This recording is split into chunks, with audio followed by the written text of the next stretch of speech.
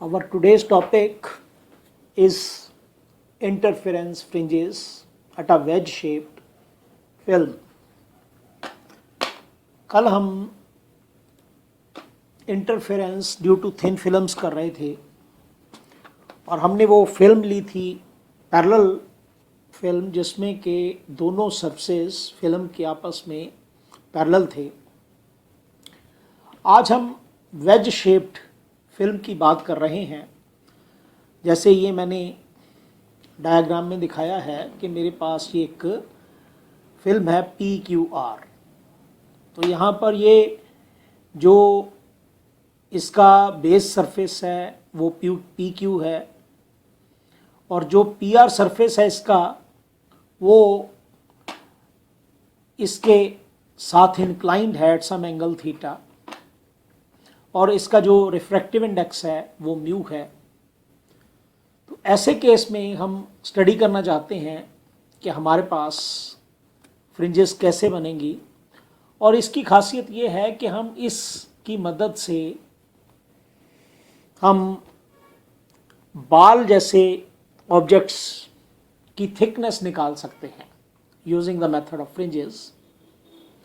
तो यही चीज़ हम करने जा रहे हैं इसमें कि हम थिकनेस किसी भी ऑब्जेक्ट की कैसे निकालेंगे, उसके लिए हम फॉर्मूला डिराइव करेंगे।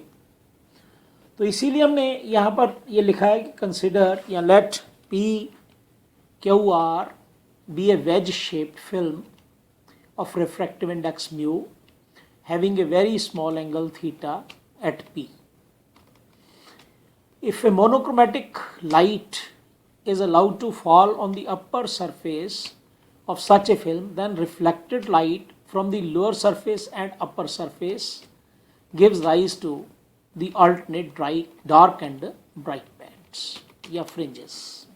क्या होता है कि ऊपर से यदि हम मान लो लाइट फॉल करवाते हैं तो ये एक ऊपर वाला इसका सरफेस है PR और ये एक निचले वाला सरफेस है PQ। यहाँ से यहाँ दोनों से ये लाइट रिफ्लेक्ट होती है और जो रिफ्लेक्टेड लाइट है ऊपर हमारे पास जब हम इसको ऑब्जर्व करते हैं तो हमारे पास dark and bright bands form होते हैं। इसी चीज़ को हम करना चाहते हैं। स्टडी करने के लिए हम मान लो कोई भी रे ऑफ लाइट ले लेते हैं और सपोज करो कि हम P से x1 दूरी के ऊपर जो ये पॉइंट B है इसके ऊपर हम स्टडी करना चाहते हैं और ये मान लेते हैं कि क्योंकि अब थिकनेस बदल रही है, जैसे जैसे आप P से Q की तरफ जाते हैं या P से ऊपर R की तरफ जाते हैं तो आप देख रहे हैं कि थिकनेस बदल रही है। अलग अलग पॉइंट्स के ऊपर अलग अलग थिकनेस है। जैसे ये A के ऊपर देखेंगे तो AB थिकनेस है, दैट इज़ T1। C से D तक देखेंगे तो CD थिकनेस है, दैट इज़ T2। आगे जाके देखेंगे ये हमने बनाया हुआ है ये T3, T4 etcetera and maximum thickness is at QR। अब ये मान लो कि ये जैसे ये मेरा कर्सर यहाँ मैं दिखा रहा हूँ, एक रे ऑफ लाइट इंसिडेंट करते हैं हम तो ये A के ऊपर स्ट्राइक करती है और फिर ये नीचे मान लो B तक जाती है तो यहाँ से ये द्वारा रिफ्लेक्ट होके आएगी और रिफ्लेक्ट होने के बाद ये जब हम इनको ऑब्ज़र्व करेंगे तो हमारे पास इंटरफेरेंस पैटर्न बनेगा। तो वो इंटरफेरेंस पैटर्न की स्टडी करना चाहते हैं। तो यही हम कह रहे हैं कि let us consider a point B at a distance x1 from P where the thickness of the film is T1. When light is incident normally, the total path difference between the light reflected at B from the upper surface या upper face PR and that reflected from B from the lower face PQ is 2 mu T 1 minus lambda over 2। अब आप सोचेंगे ये path difference कहाँ से आ गया इतना। आप याद करो आप करते थे कि पाथ डिफरेंस होता है 2 mu T cos R। अब क्योंकि हमने नॉर्मल इंसिडेंस की बात की है तो यदि कोई आप किसी भी सरफेस के ऊपर नॉर्मली रे ऑफ लाइट को इंसिडेंट करेंगे तो रिफ्लेक्शन भी नॉर्मल ही होगा। जैसे ये मैंने यहाँ दिखाया कि एरो नीचे को, ये एरो ऊपर को, ये ए के ऊपर आप देख रहे हैं ए बी के अकॉर्डिंग, तो उस केस में r is zero, angle of reflection is refraction sorry that is zero, तो एंगल ऑफ इंसिडेंस भी ज़ीरो। तो उस केस में नेचुरली है कि cos r will be equal to cos zero that is 1, तो 2 म्यू टी आ जाएगा पाथ डिफरेंस। पर आप याद करो, क्योंकि जब भी आप रेरर से डेंसर मीडियम की तरफ चलते हैं और वहाँ से रिफ्लेक्शन होता है, तो additional path difference of lambda by 2 is introduced. तो इसीलिए एक एक्स्ट्रा पाथ डिफरेंस आ गया माइनस लैम्डा ओवर 2, तो हमने इसको लिख दिया 2 mu T 1 minus lambda over 2, क्योंकि कॉस आर कॉस ज़ीरो बन गया, कॉस ज़ीरो इज़ 1, तो 2 mu t cos r minus lambda over 2। आप याद करो, ये हमने पिछले टॉपिक में किया था, तो वही चीज़ है, सिर्फ कॉस आर की वैल्यू को हमने 1 पुट किया। तो इसीलिए हम कह रहे हैं, यही हमने यहाँ एक्सप्लेन किया, it is because an extra path difference of lambda over 2 is introduced in the beam reflected from the upper face PR at A, where reflection takes place at the surface of denser media. अब हमें जो हमारा point है B point, ये हमें कैसा नज़र आएगा, या ब्राइट नज़र आएगा या डार्क नज़र आएगा, वो तो डिपेंड करता है पाथ डिफरेंस के ऊपर। और आपको बताया था कि पाथ डिफरेंस इज, ये हमने कहा था 2n+1 या 2n-1 लैम्डा ओवर 2 होता है, तो उस केस में डार्क फ्रिंजेस बनती हैं।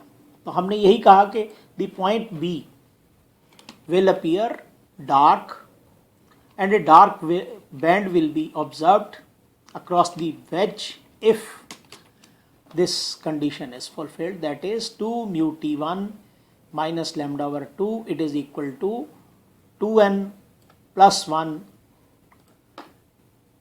या 2n-1 कह सकते हैं। यहाँ ये माइनस ले लेते हैं, आपको पता माइनस भी ले सकते हैं, प्लस भी, हो तो डिपेंड करता है n की वैल्यू के ऊपर। तो हमने यहाँ ये माइनस ये ले लिया हुआ है, तो माइनस कट जाएगा 2n+1, मैं इसको हटा देता हूँ यहाँ।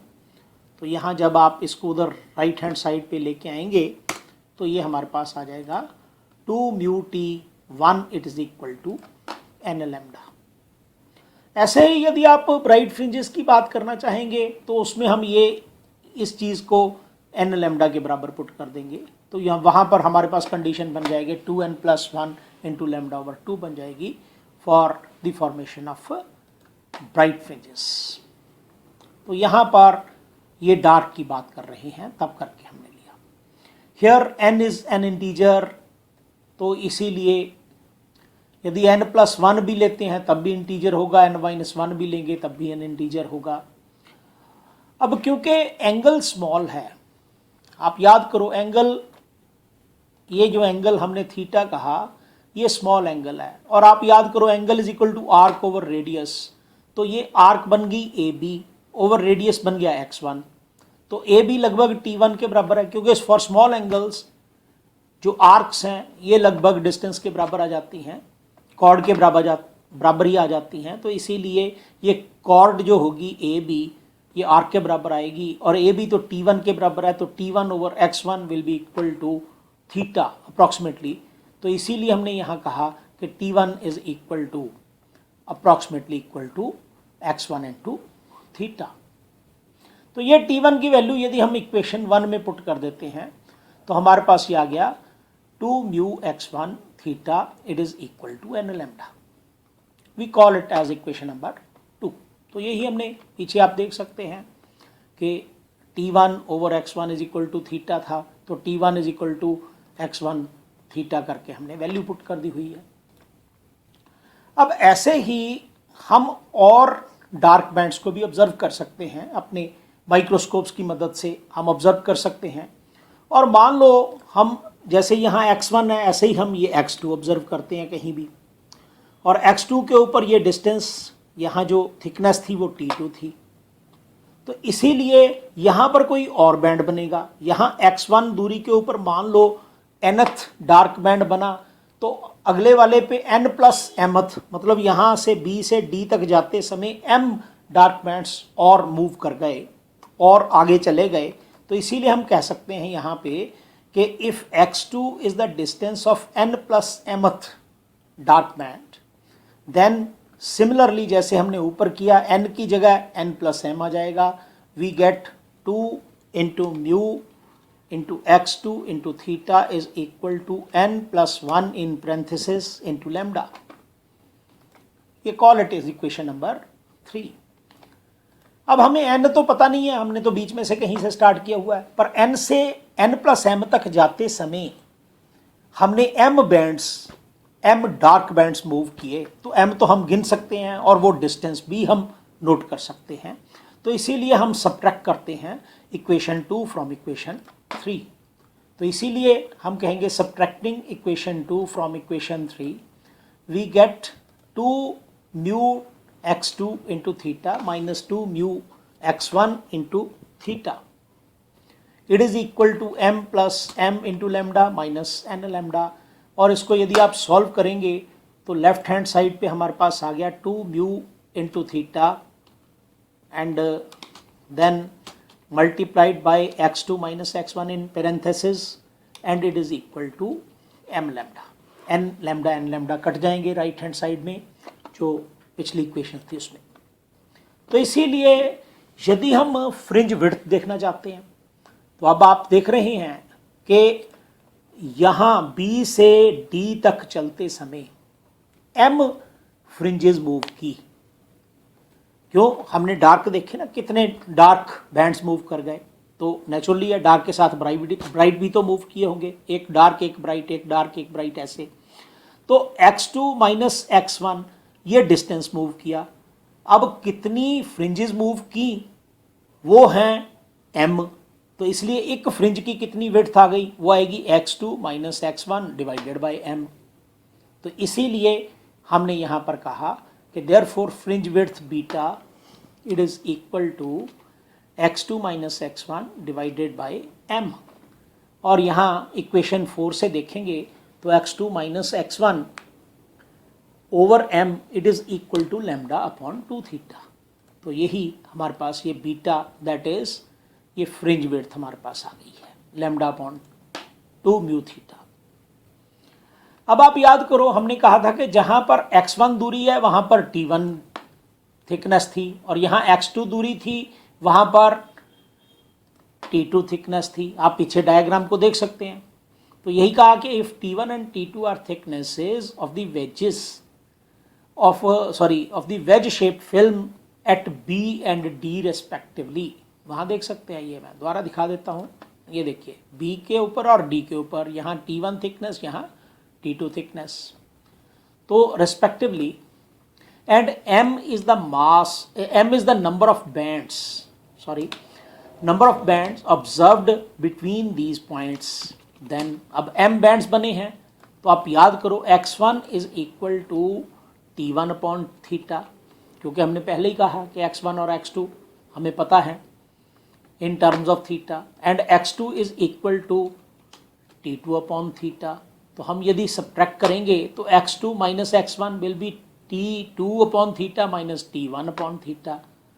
तो यही हमने कहा कि x2 subtraction of equation 6 from equation 7 x2 minus x1 it is equal to t2 minus t1 divided by theta. और अब यदि इक्वेशन 8 को यानी x2 माइनस x1 की वैल्यू को हम इक्वेशन नंबर 5 में यूज़ करें, ये हमारी इक्वेशन 5 थी पीछे, ये beta is equal to x2 minus x1 over m it is equal to lambda upon 2 mu theta. तो इसमें यूज़ करें तो हमारे पास आ जाएगा t2 minus t1 upon m theta it is equal to lambda upon 2 mu theta. So इसीलिए यदि आप उन दो पॉइंट्स के ऊपर B और D के ऊपर थिकनेसेस का अंतर देखना चाहते हैं कि कितना थिकनेस है उस दो पॉइंट्स के बीच में, तो आप क्रॉस मल्टीप्लाई करो तो हमारे पास आ जाएगा t2 minus t1 it is equal to m into lambda upon 2 mu. अब m हम अपने माइक्रोस्कोप की मदद से निकाल सकते होते हैं कि कितनी हमारे पास जो फ्रिंजेस मूव की हैं, या कितने डार्क बैंड्स, क्योंकि हम डार्क बैंड्स की बात करते हैं, कितने आगे गए हैं। लैम्डा हमें वेवलेंथ पता होती है, म्यू हमें रिफ्रैक्टिव इंडेक्स उस फिल्म का पता होता है, हम अदरवाइज भी निकाल सकते हैं अलग ढंग से। तो उस केस में हमारे पास T2 minus T1 equal to ये फॉर्मूले के हिसाब से निकल आएगा कि कितनी थिकनेस है। मान लो हम इसकी मदद से बेसिकली बाल की भी थिकनेस निकाल सकते हैं कि इतनी थिकनेस है, और जब हम ये इसकी एप्लीकेशंस ऑफ इंटरफेरेंस करेंगे तब आपको इसके बारे में भी बताएंगे कि कैसे हम निकालते हैं। तो वो एप्लीकेशंस के बारे में हमें पता चल जाएगा उस केस में। तो ये थी हमारे, जब हम वेज शेप्ड फिल्म की बात करते हैं तो वहाँ से इंटरफेरेंस कैसे होता है। अब बात आती है कि हमारी क्लासिफिकेशन क्या है फ्रिंजेस की। तो बेसिकली तो ये क्लासिफिकेशन का ही हिस्सा था, पर ये बाद में बता रहा हूँ। देखो, आपने मान लो लाइट यूज़ की। अब लाइट जब यूज़ की तो फिल्म के ऊपर फॉल की, तो उसके बाद हमारे पास सर्कुलर बैंड्स बने या लीनियर बैंड्स भी बन सकते हो, तो डिपेंडिंग अपॉन द कंडीशंस होता है। तो यही हम यहाँ पर लिख रहे हैं कि when light from a broad और extended source falls on a thin film of uniform thickness, circular, bright and dark fringes may be observed। ये हमने कहा था पहले, हम करके हटे हैं। अभी वेज शेप भी की, उससे पहले हमने पैरेलल भी की, इक्वल थिकनेस की। अब आप यदि वहाँ पर स्टडी करते तो आप याद करो कि हमने कहा था कि जो पाथ डिफरेंस है between two coherent beams in multiple reflection from a film is given by, it is path difference के लिए हमने निकाला path difference x is equal to 2 mu t cos r. हाँ, ये अलग है कि रिफ्लेक्टेड सिस्टम में extra path difference is introduced lambda over 2 का, और जो हमारे पास ट्रांसमिटेड सिस्टम है उसमें कोई पाथ डिफरेंस इंट्रोड्यूस नहीं होता। और हमने वहाँ पर आपको बताया कि t is thickness of film, mu is refractive index of the medium and r is the angle of refraction. तो यहाँ पर आप देखें तो म्यू तो कांस्टेंट है, 2 भी कांस्टेंट है। वेरी कौन कौन कर सकता है? या टी वेरी कर सकता है या फिर आर वेरी कर सकता है, चेंज। तो यही चीज हम लिख रहे हैं कि from above equation it is found that the path difference may change either to the change in thickness of the film or due to the change in angle of inclination, या angle R कह लो आप, angle of refraction. यह inclination की मैं बजाय refraction कह देता हूँ, क्योंकि हमने रिफ्रैक्शन का एंगल लिया हुआ है इसको, एंगल ऑफ रिफ्रैक्शन R। अब नेचुरली है कि इसके ऊपर बेस्ड हमारे पास 2 केसेस बनते हैं, तो हम दोनों के हिसाब से हम फ्रिंजेस को यहाँ पर क्लासीफाई करते हैं। तो पहला है जो दूसरे दोनों के हिसाब से, तो पहला है फीजो फ्रिंजेस, या फीजोज फ्रिंजेस भी बोल देते हैं। Piezo fringes that is fringes of equal thickness, इसको हम बोलते हैं।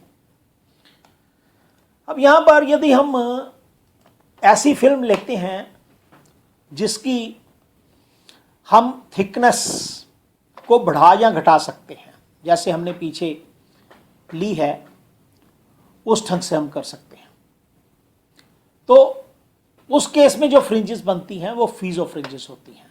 तो यहाँ हमने यही लिखा है कि if we take a film whose thickness t is increased और डिक्रीज, जैसे हमने पिछला केस लिया अभी कंटिन्यूसली, जैसे वेज शेप में हमने लिया अभी, as we move from one edge of the film to the other, then the path difference also changes continuously.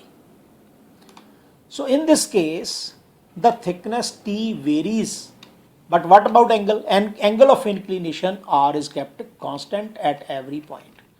तो R को नहीं हम चेंज करते। तो in such a case we observe fringes of equal thickness। तो हमारे पास बराबर की थिकनेस की फिल्म फ्रिंजेस आती हैं These fringes are called fees of fringes.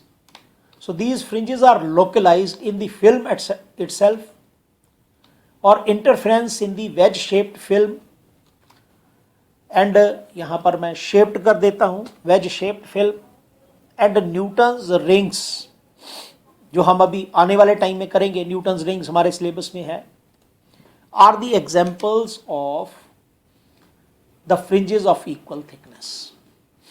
ये इक्वल थिकनेस की फ्रिंजेस होती हैं।